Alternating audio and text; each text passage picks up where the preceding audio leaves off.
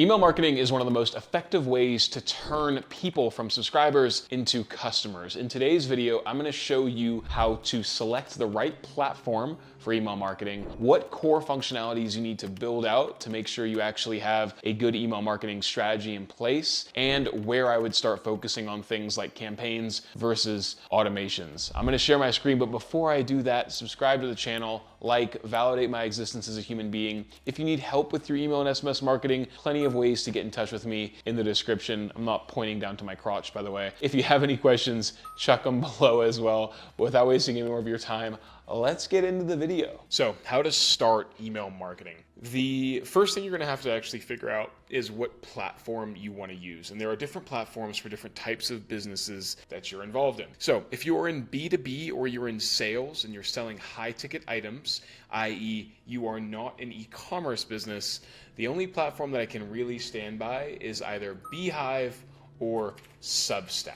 Okay, Substack's decent as well. I like these two platforms. This is my personal newsletter. I have Beehiiv set up on my own website, or rather for my own business, and there's an affiliate link in the description. Of course there is. I use this platform because really, for B2B, you don't need complex automations or complex segmentation. The reality is, if you're in B2B sales, the only thing you really need to be doing is sending out a newsletter talking about your stuff and potentially pitching an offer. You can have a welcome series, which Beehiiv supports. For example, an automation that triggers when somebody signs up to your newsletter. But for the most part, if you're in B2B sales and you're really just educating people and you're not doing like abandoned carts, browse abandons, you need a platform that doesn't necessarily overcomplicate things from a segmentation perspective and allows you just to send emails out when you need. Note the other thing that I like about Beehiiv, and I've had more experience with Beehiiv as opposed to Substack, is that there's the inbuilt advertising network, which you can make a little bit of money off of by promoting other companies and you can get paid for it. And there's the inbuilt referral program, which you can send to your audience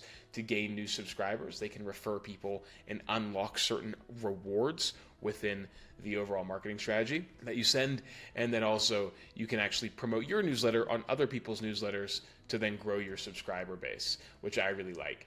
So if you're in B2B, Beehiiv's the way to go. If you're in e-commerce, there are two other platforms that I recommend, Klaviyo or Omnisend. I like Omnisend. It is a more affordable option than Klaviyo. However, it does not have all of the bells and whistles that Klaviyo has, i.e. advanced flows, advanced segmentation. There is an affiliate link to that in the description of this video as well. Oh my God. But Klaviyo or Omnisend are the two platforms that you're typically going to be working with because they integrate with pretty much every platform that you're selling your products on. Now, if you're on Shopify, Shopify does have its own inbuilt email marketing platform, but you are going to need to eventually move off of it as you grow to increase the size of your business, okay? And increase your email marketing strategy. You're inevitably going to need to do that. I recommend either Omnisend or Klaviyo. Really quickly, sorry to interrupt the video. I just wanted to tell you something really cool that we've started doing with Inbox. I've actually created a school community where I teach you anything and everything I know about email and SMS marketing, from really advanced campaign strategies to how to simply set up your Klaviyo account, all the way to building really, really cool automations for the back end of your e-commerce store. Whether you're a business owner trying to learn how to do email marketing or an email marketer trying to learn how to become a better email marketer, there is a link in the description to this school community where I teach you everything I know. Check it out. It's worthwhile. Book a call to have a chat with me to see if you're a right fit for the community. And if you are, I'd love to get you in there. Anyway, sorry for interrupting your video. Let's get back to it. The next thing you're gonna need to focus on is once you decide what platform you wanna have, and I've actually created a bunch of videos that focus on how to set your account up, how to get everything running from a Klaviyo or Omnisend perspective. So check those out on the channel, just explore those, search, subscribe. But essentially what you're going to want to be focusing on when you're building these channels out is you need to figure out where your subscribers are going to be coming from. So if you already have a list to work with, fantastic. Upload that list into your platform. If you don't, the first thing you need to figure out is how you're going to be capturing subscribers. That can come from either sign-up forms, okay? People placing an order on your website and having the integration pass into Klaviyo, or through essentially a manual list upload from a previous business or whatever past purchasers that you have. The first thing you need to tackle is figuring out how you're going to capture subscribers, because email marketing is ultimately middle of funnel. right? It's only as effective as the traffic that you have coming to your website. Meaning, the more traffic you have coming to your website, the more people you can actually capture with sign-up forms. Now, I have a bunch of videos that focus on sign-up forms. There's a link to that description here, how to most effectively capture your subscribers, but you need to be growing and growing your list, right? For e-commerce, more often than not, email marketing from a campaign perspective, because let me just caveat this, with email marketing, there are typically 3 things that you can focus on from an e-commerce perspective. There are sign-up forms, there are automations, and there are campaigns. I will talk about automations in a second. But with campaigns, I typically only recommend doing like active, aggressive campaign management after you pass about the 2,000 to 3,000 mark of subscribers. Before that, the returns are pretty low, right? Like, you're going to be sending emails, maybe making 1 or 2 sales here and there. You want to be having essentially, or rather have, more people in your list before you can start going ahead and getting an active campaign thing. So, campaigns. Make sure you have a list that's sizable. And when you start sending your campaigns, I would always recommend an 80-20 split between 80%, maybe 70-30 sometimes as well, between educational content and sales. So 70% educational, 30% sales focused, which can count as product focus emails as well. There are typically 3 types of emails that predictably sell. There are product release, product restock, and sale emails. Everything else is largely authority building or luck of the draw in terms of timing when you get a sale. Build your sign-up forms to capture your list. Check out the video description. The other thing you're really going to want to focus on when it comes to the overall email marketing strategy of your business is going to be the automations. All right? Now, there are really 6 core flows that I recommend businesses have, but you can also build this out to 12. Now, this board that I'm going over here is a paid resource. Link in the description. I feel like I'm flogging the link in the description stuff. I apologize. There's so many resources. But when you're coming with your email marketing or approaching your email marketing, you need to make sure, yep, sign-up forms are done, but you also want to build out automations to essentially automate the conversation from a customer lifecycle perspective. I.E, welcome series, abandon cart, abandon checkout, browse abandon, post-purchase flows, fulfilled order flows, Google review request flows. And the great thing is you can build out these automations, and I recommend doing this as soon as possible, because once you build these automations out, they automate the conversation between your subscribers and your business. And once this is done, it's usually done for about 2 to 3 years if you do it properly, assuming you don't go through a major rebrand or anything like that. This board here is essentially all the flows that you're ever going to need within your e-commerce business.